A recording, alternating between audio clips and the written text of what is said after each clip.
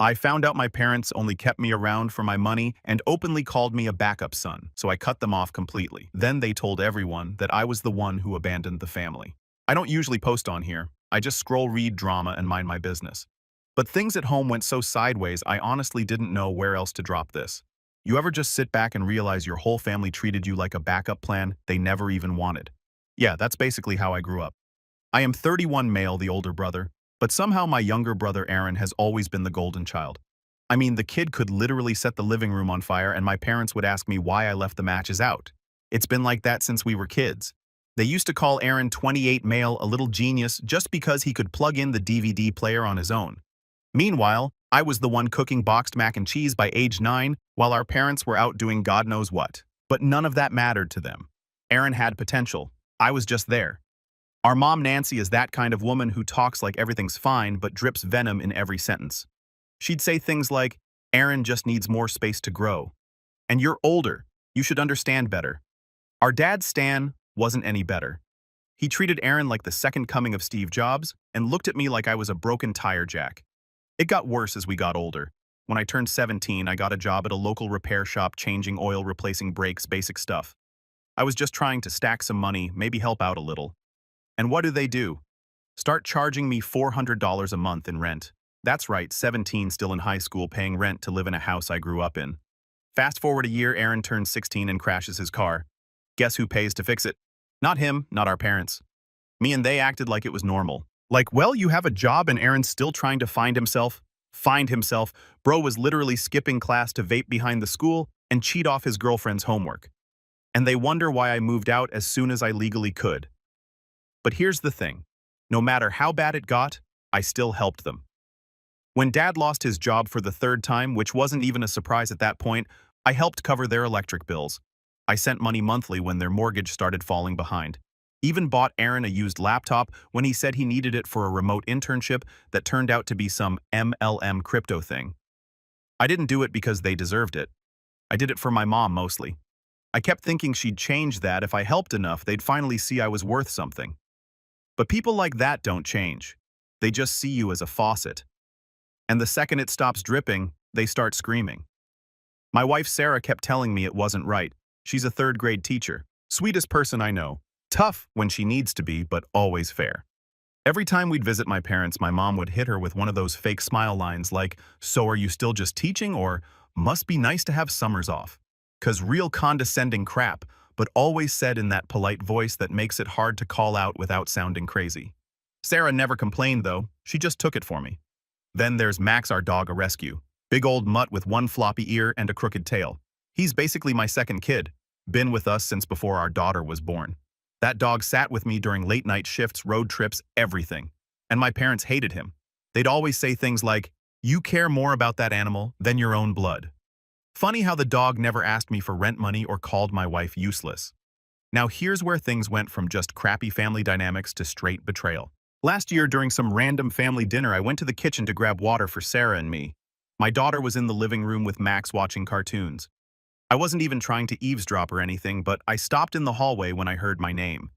Dad was saying, "He acts like he's some big man because he sends us a couple $100." Then Mom added, "It's disgusting. He's a failure, and he doesn't even see it. If Aaron had that kind of money, he'd use it properly."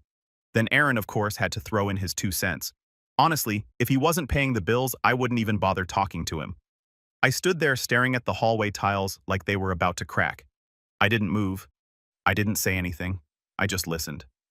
They went on for a while too about how they were just using me to stay afloat and he'll always be the backup word for word, like I wasn't their son. Like I was just an ATM they could insult when the screen turned off. I walked back in, set the water down, and told Sarah we were leaving. She knew something was up. I didn't say anything until we got in the car and Max was loaded up with our kid in the back seat. Then I told her everything. She didn't say "I told you so." She just said, "Good. Now let's be done with them." And I was. No more money, no more calls. I blocked every one of them, even Aaron. Changed my number. Told my job I wasn't available to do repairs on weekends anymore so I could spend time with my actual family, the ones who mattered. Max got extra treats that night. By the way, the thing is, I thought cutting them off would make me feel guilty. But it didn't. It felt like standing up straight for the first time in years. Like finally letting someone else carry their own dead weight. But they didn't take it well, and they didn't go quietly either. So after I cut them off, I figured that'd be the end of it. Like, all right, they'll be mad. Talk trash for a while, then eventually move on. Wrong. Cutting off their free ride just lit a fuse I didn't even know existed. They didn't come back with apologies. They came back swinging. I started getting weird texts from numbers I didn't know. Stuff like your mother's crying herself to sleep, and you abandoned your family for a dog. I blocked them one by one. Then came the Facebook messages from extended family. Aunt Lisa, Uncle Brian, even some cousin I hadn't talked to since we were 10. All saying stuff like, you need to make things right. Or your dad always tried his best. You're being selfish. All parroting the same thing like they were reading from a group script. I found out later that my mom had been calling everyone in the family telling them I lost it and was having some kind of mental breakdown. She left out the part where they openly admitted to using me for years. But the biggest shift came when my grandpa's name started getting tossed around. Grandpa Joe. My mom's dad wasn't rich, but he owned some land. Big open property outside of town, probably worth low six figures if sold. When I was a kid, he used to take me fishing there. He taught me how to change oil in his truck, how to patch drywall, even how to sharpen a mower blade. He was old school and quiet, but always respected people who worked hard and didn't complain. When I stopped talking to my parents, I still called Grandpa every couple weeks just checking in, asking if he needed anything. He always said the same thing. I'm proud of you, kid. He knew how my parents were. He'd seen it for years. He just never stepped in because, in his words, I wanted to see if they'd wake up on their own. Spoiler, they didn't. Anyway, one day he mentioned he was putting together a will. Nothing dramatic, just said he wanted to make sure everything went where it was supposed to. I didn't think much of it, honestly. I wasn't expecting anything. I figured he'd split it all evenly between his kids and grandkids, or maybe just sell the land and downsize. But a month later, things got weird. Aaron, my lovely brother, who never lifted a finger unless it was for himself, started showing up at Grandpa's place like regularly, bringing him groceries, fixing stuff around the house. I knew something was off immediately. Aaron doesn't fix anything. The guy once called me because he didn't know how to restart the Wi-Fi router, but now he was playing Handyman of the Year. Turns out Aaron found out about the will. My parents must have heard something and sent him in like a scout. Butter him up, get in his good graces, and maybe manipulate the will in their favor. That's when I started watching things a little closer. Aaron's always been a snake, but for some reason people never seemed to catch on. At work, he had a desk job at some logistics company. Nothing fancy. His title sounded more impressive than it actually was. Regional compliance specialist or something like that. But really all he did was fill out spreadsheets and send reports. The thing is, he'd been doing shady stuff there for years without getting caught. He'd copy other people's work fudge numbers to hit his KP, is even submitted a few expense reports for client lunches that were just him and his girlfriend ordering takeout. I only knew all this because his dumbass used to brag about it in the group chat we had years ago. He'd say stuff like, "Bro, my manager is so dumb. I literally submitted the same report from last month, just changed the dates, and no one questioned it because he wore dress shirts and talked fast in meetings. He lived on shortcuts. Always did. And somehow, it always worked out for him. He'd fail upwards, talk his way out of issues, charm the higher-ups just enough to avoid real accountability. Meanwhile, if I showed up 5 minutes late for a delivery, my pay got docked. That was the difference. He had a family making excuses for him and bosses who never looked too close. I had bills and reality. Anyway, back to Grandpa. One day I get a call from him. He's confused, quiet. Says he got a call from someone claiming to be a health representative asking about his memory. Asked if he's been forgetting things, if he's been misplacing items, if he feels overwhelmed managing property. I told him that sounded shady and asked for the number. Turns out it wasn't some random checkup. It was arranged. A week later, I found out my parents tried to claim that Grandpa was mentally declining, that he wasn't fit to handle his own estate. They were working on submitting documents, fake documents to the court suggesting he had early signs of Alzheimer's. They had a bogus doctor's note too, probably paid someone or forged the damn thing. That's when something in me flipped. I wasn't just going to walk away anymore. I wasn't just going to block a few numbers and call it done. They wanted to play dirty. Cool? I know things too. I had messages, I had screenshots, I had receipts. First, I helped Grandpa contact a lawyer. We locked his estate down properly, got real evaluations done, and made sure any court filings on his behalf would trigger an alert. He even recorded a video saying he was fully competent and understood exactly what his will said. That alone nuked any chance they had. But I wasn't done. Aaron's job. Yeah, I dug up every single thing he ever bragged about.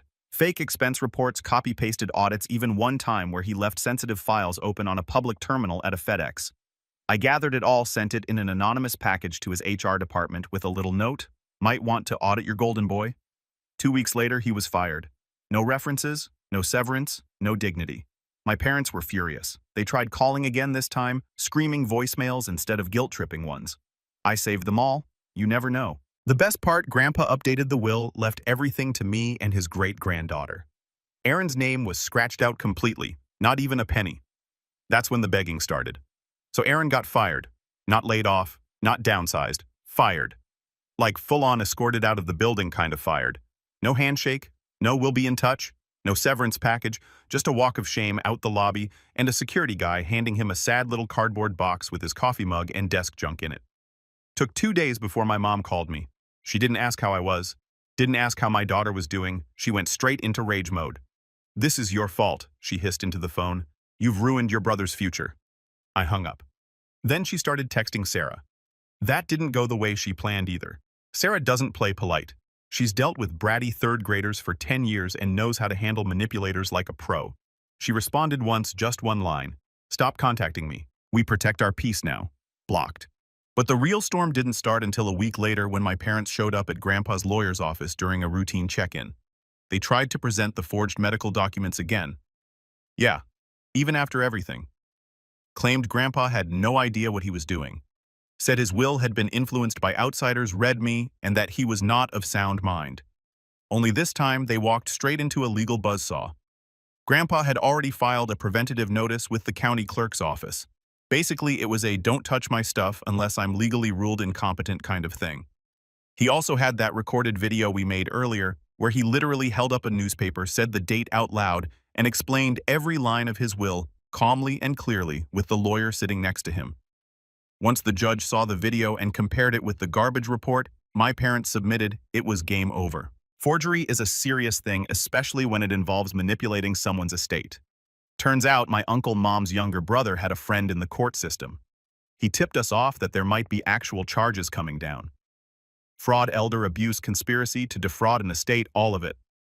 And the best part, they did it all to themselves. I didn't even have to push. I just made sure the truth was waiting for them at every corner. Aaron was spiraling hard. Without his job, his fancy apartment was too expensive.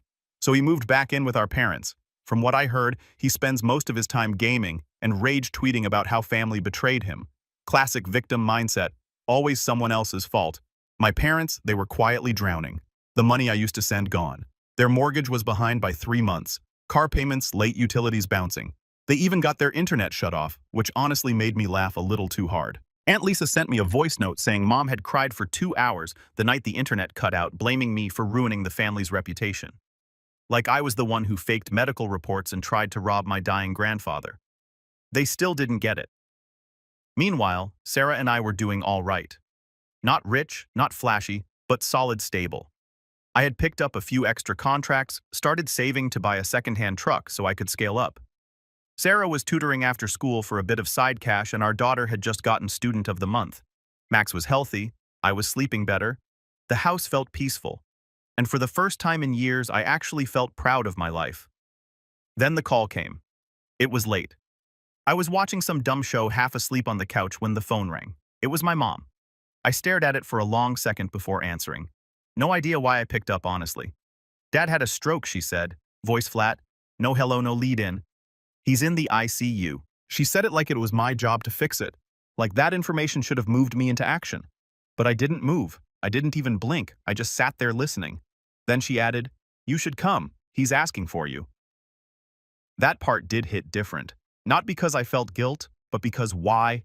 After everything. After calling me a failure, after mocking my wife using my money like a piggy bank, and then tossing me out like garbage, now he suddenly wanted me there. I told her I'd think about it and hung up. Sarah walked in a few minutes later and saw my face. I told her what happened. She didn't push, just sat next to me, rested her head on my shoulder and said, "You don't owe them anything." She was right. So I didn't go. A few days later, they showed up. Yep, outside my place. I don't know how they got the address. Maybe a cousin. Maybe they followed me once. Either way, there they were. My mom and Aaron standing at the gate looking desperate, faces tired and washed out. Mom was crying. Aaron looked like he hadn't shaved in weeks. "We just want to talk," she said when I opened the front door. I didn't even step outside. "Then say it from there." She tried pulling the guilt angle again. Said Dad was recovering but weak. Said he might not have much time. Said he kept mumbling my name. Then she asked if I'd consider helping out with some of the medical bills. I laughed. Actually laughed out loud. "You mean like the way you helped Grandpa?" I asked. That shut her up. Aaron, though, still had the nerve. He stepped forward and said, "You're really going to do this after everything we've done for you?" I swear to God, I almost lost it. But I didn't. I stayed calm, looked him dead in the eyes and said, "You remember what you said that night at dinner? That you only tolerate me because I pay your bills? Good news. You don't have to tolerate me anymore." I closed the door in their faces. No yelling, no big dramatic speech, just silence. You'd think after everything, the fake documents, the begging, the screaming at my front door, they'd finally get the message, that they'd back off and just disappear. But people like my parents, they don't let go. They don't accept boundaries. They see your silence as disrespect, your peace as rebellion, and they take that personally, especially when they're broke and desperate. After that last confrontation outside my house, things went quiet for about a month. No calls, no texts, no mystery relatives showing up in my inbox trying to mediate. For a second, I let my guard down. Business was picking up. I'd managed to lease another used semi-truck, old loud but dependable, and landed a regular freight gig with a distributor that had me running between Chicago and Indiana twice a week. It wasn't glamorous, but it was steady money enough to finally stash some savings away. Sarah and I started talking about maybe taking our daughter to see the ocean for the first time that summer. We even looked at little cabins in Tennessee. Something simple, just 3 of us and Max in the back seat. It felt like we were finally catching a break. Then one morning, I walk out to the lot behind my small office, just a gravel lot I rented behind a gas station, and my truck is trashed. And I don't mean keyed or tagged, I mean destroyed. Windshield smashed in, every mirror busted clean off, tires slashed, front bumper hanging like it got into a fight with a train, spray paint all over the side, big red letters, Family Trader right there across the door like I was in some mob movie. I stood there for a minute, just frozen, looking at it like my brain couldn't fully register what I was seeing. This truck wasn't just metal and wheels to me, it was how I fed my family, how I paid rent. It was freedom, and someone tried to take that away. No cameras, no witnesses. The lot was in a dead zone. I filed a police report. They said they'd look into it, which basically meant nothing would happen. I knew who did it, you know who did it, but unless I had proof, it was just words. The final nail. When I walked around to the passenger side, I found the glove box forced open. They didn't steal anything. They just left a note written in Sharpie on the back of a Walgreens receipt. It said, "Still think you're better than us," Aaron's handwriting. I'd know it anywhere. Sloppy, barely legible, like he never grew out of middle school. I kept that note, didn't hand it to the cops, didn't even tell Sarah about it right away. I just took a deep breath and walked back inside. I was done being polite. I was done waiting for them to self-destruct. Now I was going to bury them legally and make sure they'd never come near me again. First, I got security cameras installed. House, office, truck lot, even dash cams, everything. Then I went back to the lawyer handling Grandpa's estate and filed a restraining order against my parents and Aaron. I added documentation, all the voicemails, texts, social media messages, and photos of the truck. No note. I kept that for me. The lawyer helped file a civil claim too. Property damage and loss of income. I didn't even care about the money. I just wanted it on paper. A paper trail. Something their next victim or future employer could find if they ever ran a background check. While that was processing, I worked off my backup truck. It was slower, older, didn't have a sleeper cab, so I had to rent cheap motels when routes went long, but I made it work. Max rode shotgun most days. Sarah packed me extra sandwiches. My daughter left me little drawings in the glove box. I kept moving. What pissed me off the most wasn't even the damage. It was the message. That note. That smug little question. "Still think you're better than us." I never thought I was better. I thought I was free. And that's what they couldn't handle.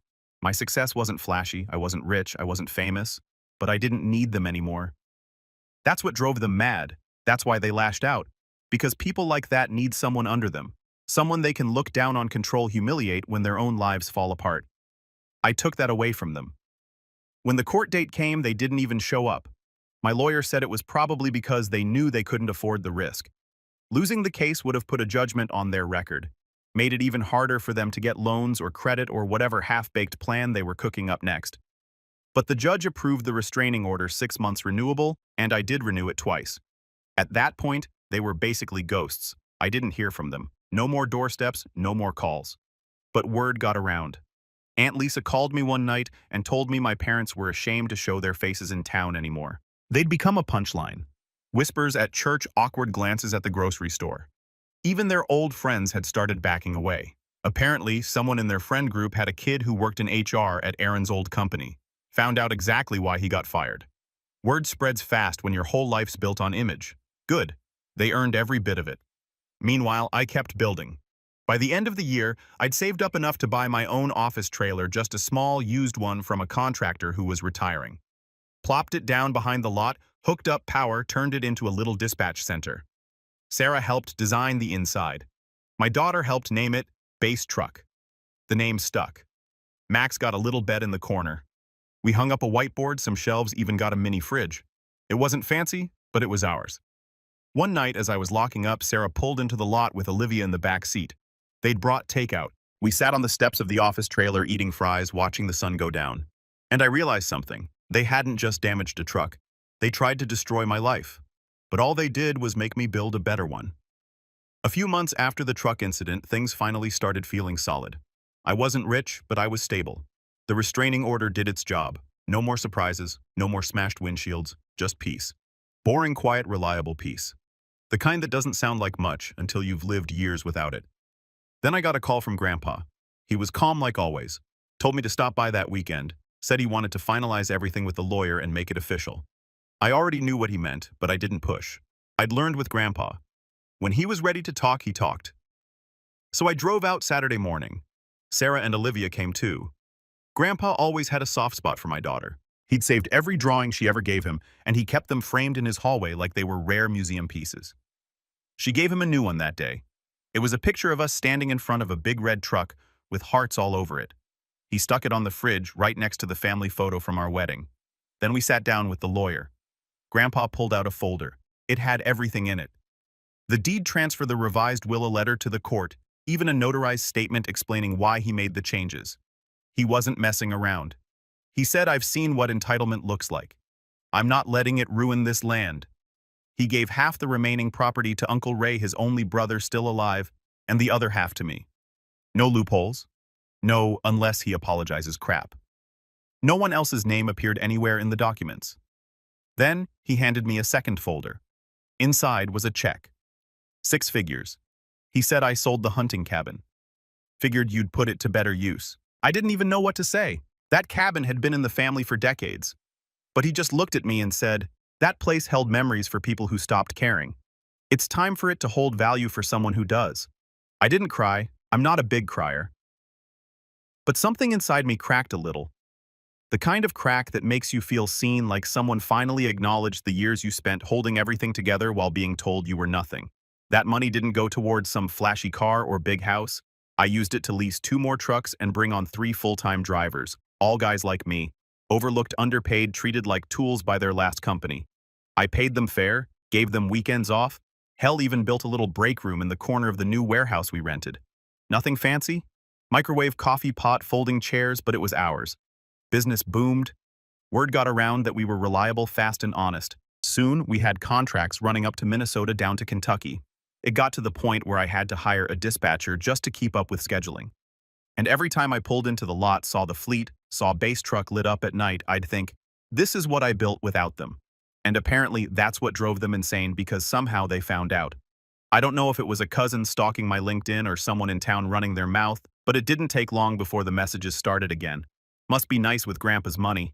You're stealing what belongs to our family. Don't forget who raised you. Funny, I never forgot.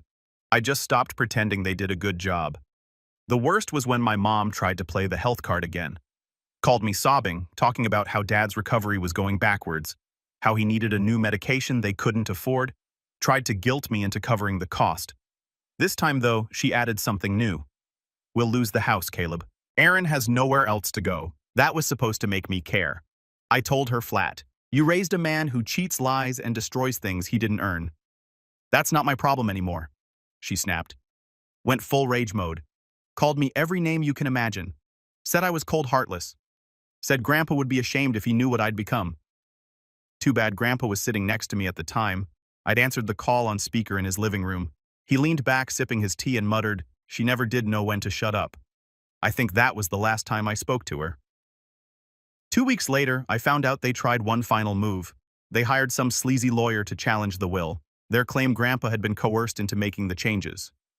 That I'd manipulated him. That he was too old to make legal decisions. They tried to dig up anything they could. Old health records, blurry statements from distant relatives who hadn't seen him in years. Even tried to drag Uncle Ray into it, who told them to go to hell. By the way, their biggest piece of evidence was a photo of me helping Grandpa up the stairs at the courthouse. You know, doing what decent people do when someone is 84 with a bum knee. The judge dismissed the case in under 10 minutes. Grandpa's lawyer didn't even break a sweat. The court fined them for filing a frivolous suit and wasting time. I heard they had to take out a loan to cover it. Now they were truly sinking. The house they ended up defaulting. It got auctioned off. I didn't buy it. Not because I couldn't, but because I didn't want the headache. Let someone else gut it and start over. Aaron. I heard he bounced around a few jobs, none of them sticking. He's living with some girl now who has no idea who he really is. Last I heard, he was telling people I stole from Grandpa and framed him at work. Funny how that story keeps changing. As for my parents, they moved into a small apartment in the bad part of town. Word is they're scraping by on whatever retirement funds they didn't already burn through. They keep telling people I abandoned them. And they're not wrong. It should have ended with the court case. With the house gone, the will locked down, and me finally free of their mess. But people like my father don't go down with quiet dignity. He'd spent his whole life puffing his chest, mocking others, acting like the world owed him something just for existing. When it all crumbled, he needed a final performance. I got the call on a Tuesday. It was Aaron. First time I'd heard his voice in months. Dad had another stroke, he said. No hello, just straight into it. It's worse this time. They don't know if he's going to make it. I didn't say anything. He kept going. He's asking for you, man. He keeps saying your name over and over. Just come see him. I waited for the rest. There's always more with him. He doesn't have anyone left. Just Mom and me. And she's not doing great either. Please. He just wants to see his son. I almost laughed. He didn't want to see his son. He wanted to see his last shot at a payout, but I didn't say that. I just said, let me think about it, and hung up. I told Sarah later that night while we were making dinner. Olivia was sitting at the table drawing some picture of Max with a superhero cape on. It should have been a peaceful moment. Sarah looked at me and said, "You're not really thinking about going, are you?" "I don't know," I said. "I guess I just want to hear him say it. Admit what he did." She shook her head slowly. "He won't. And you know that." I did know, but some small stupid part of me thought maybe, just maybe, he'd surprise me for once. I drove to the hospital the next day, sat in the parking lot for 40 minutes. Never went in. Instead, I walked across the street to a gas station, bought a bottle of water, and just stood outside watching people go about their lives. Nurses grabbing snacks, a teenager pumping gas, an old guy walking his dog. Normal people. People not tangled up in years of fake love and backhanded compliments and lies that smell like cheap cologne and kitchen table guilt trips. Then I went home. 2 days later, they showed up again. No warning, no call, just like always. I opened the door and saw them. My mother, Erin, both standing there like they were auditioning for some pity documentary. Mom's face was drawn out like she hadn't slept. Erin looked like someone trying way too hard to look broken. "You didn't come," she said, voice flat, cold. "No, I said I didn't." "He was crying for you," she said, putting a hand on her chest like that was supposed to mean something to me. I didn't flinch. I cried too. "Just didn't see you at my door back then." She swallowed hard. I could tell she had more loaded up. Some guilt trip, some Bible verse, maybe another round of "he's still your father." But Erin cut in first. "Look, we know things got messed up, but we're still family." I actually smiled at that. "You know what day it is today?" I asked. They looked confused. My mom tilted her head slightly. Erin glanced at his phone like it was some trick question. "Today is my birthday," I said, "December 23rd. You lived with me for 18 years, paid my rent with my own job, covered your bills, and neither of you know when I was born." That shut them up real quick. I stepped out, closed the door behind me, and leaned on the railing.